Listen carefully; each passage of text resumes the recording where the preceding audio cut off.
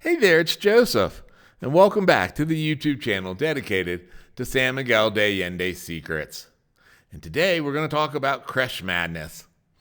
And again, if you need more information, there's always descriptive links in the box below, including a link to Amazon.com if you're interested in purchasing any of the best-selling books in the San Miguel de Allende's 10 best-selling books. When my daughter was in 6th grade, she had to do a paper on folk art.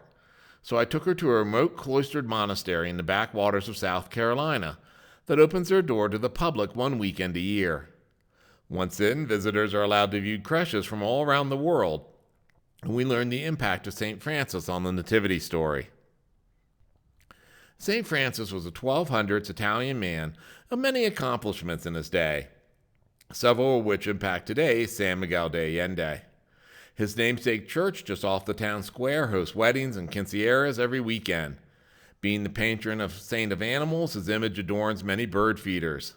His followers, called the Franciscans, continue to provide aid to San Miguel de Allende residents. However, St. Francis's largest impact on San Miguel de Allende's culture was creating the concept of live nativities.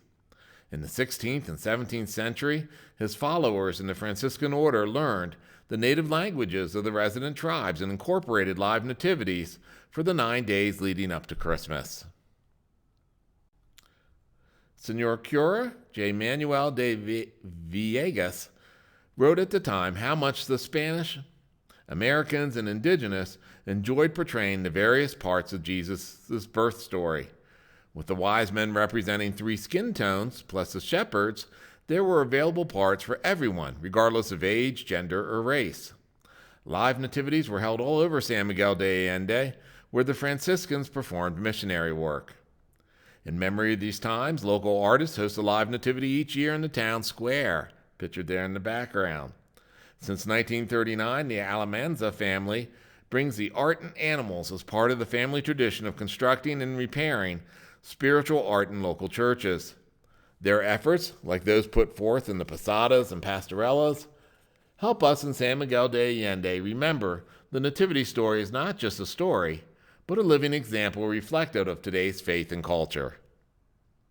As always, feel free to click on the subscribe now button below, and you'll get near daily notifications of new videos as they come out here on the YouTube channel dedicated to San Miguel de Allende's secrets.